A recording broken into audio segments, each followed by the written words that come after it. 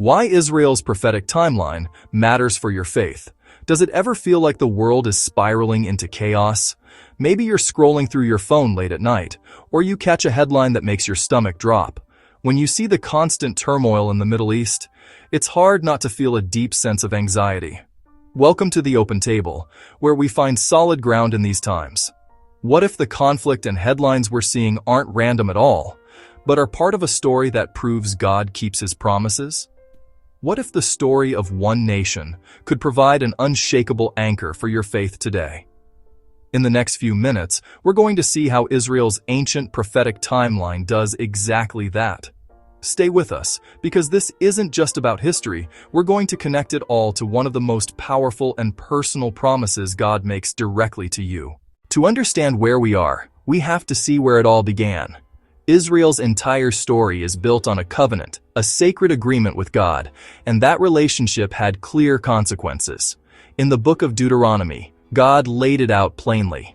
Obedience to his ways would lead to incredible blessing, but disobedience would lead to exile and hardship. Through Moses, God gave this sobering warning. Then the Lord will scatter you among all nations, from one end of the earth to the other. And that's not just a vague threat. Deuteronomy describes the anxiety and despair that would follow them. It prophesied that among the nations they would find no rest, living in constant suspense and dread.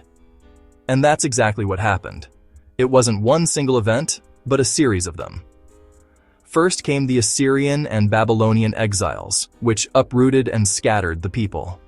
Centuries later, after the destruction of the Jerusalem temple in AD 70 by the Romans, the Jewish people were dispersed across the globe for nearly 2,000 years. They were driven from country to country, century after century, fulfilling the words of the prophecy with heartbreaking precision. This wasn't a historical accident. It was a prophecy fulfilled.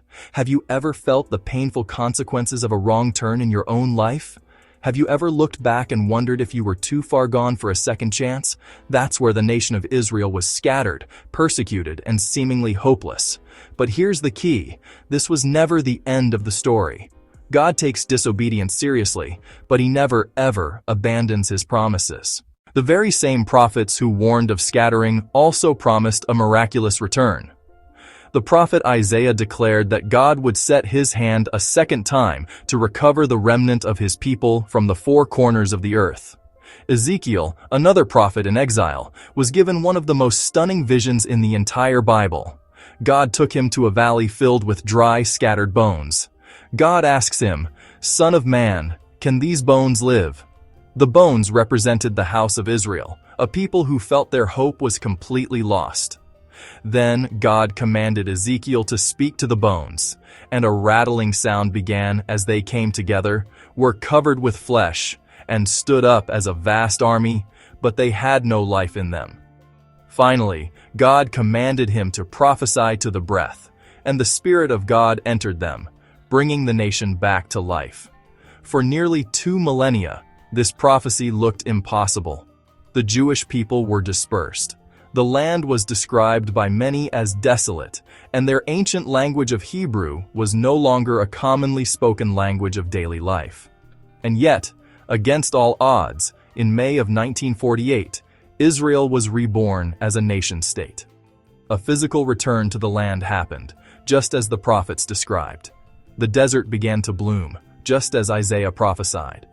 A language that was nearly dead was revived.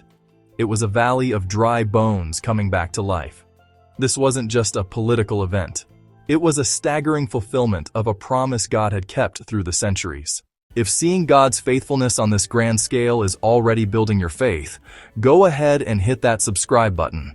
Here at the Open Table, we're all about connecting God's unchanging word to your world, and you won't want to miss what's coming next. From Israel's timeline to your lifeline. Okay, that's a fascinating and powerful history lesson. But what does an ancient promise to an ancient nation have to do with your life, your struggles, your faith? The answer is everything. The Apostle Paul explains this perfectly in Romans 11. He uses the metaphor of an olive tree. This tree represents the place of God's blessing and covenant, rooted in the promises made to Abraham. Paul says that Israel is like the natural branches of this cultivated tree. Because of unbelief, some of these natural branches were broken off for a time. Then, Paul says that we as non-Jewish believers in Jesus are like branches from a wild olive tree, and we have been grafted into that same tree, sharing in its life-giving root. Now, here's why that matters so deeply for you and me. Do you ever wonder if God's promises still apply to you, especially when you mess up? Do you fear that you could be cut off because of your failures? Paul's point is crucial. If God was ultimately unfaithful to his covenant promises to the natural branches, what security would we, the grafted-in branches, possibly have? Our confidence isn't based on our own perfection or our ability to hold on. It's anchored in his perfect faithfulness. This brings us to the powerful promise I mentioned at the very start, from Hebrews 13:5. I will never leave you nor forsake you. The power of that promise isn't just in the words themselves, it's in the character of the one who spoke them. This exact promise was first given to Israel as they prepared to enter the promised land. The fact that the writer of Hebrews applies it to us today shows a profound truth. God's faithfulness is consistent.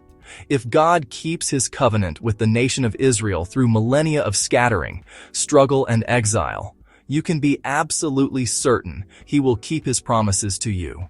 When you're facing a financial crisis, worried sick about your family, or scared about a health diagnosis, remember the story of Israel.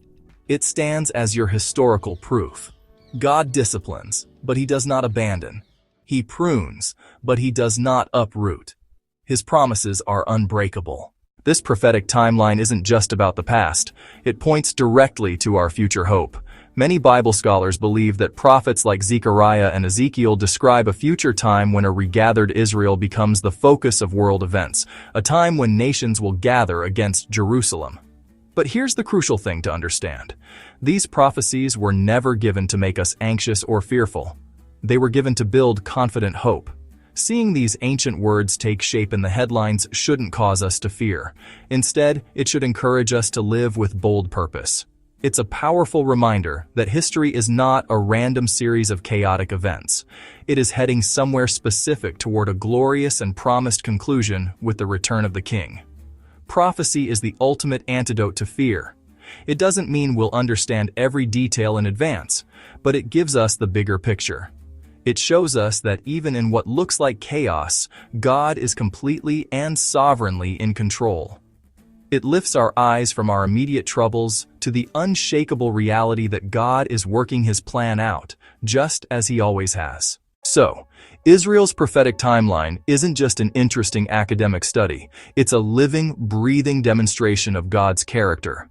The same God who has been faithful to Israel through thousands of years of history is the God who is faithful to you in your life right now. He is a God who makes covenants, and he is a God who keeps them. Your faith isn't built on a myth, a feeling, or wishful thinking. It's built on a God who acts in real history, keeps his word through impossible circumstances, and has promised to make all things new. Anchor your hope in him. His track record is perfect. What's one promise from God that you're holding on to today? Leave a comment below to encourage the rest of us. If this video helped build your faith, please like it, share it with someone who needs this encouragement, and be sure to subscribe to our channel. And thanks for watching The Open Table.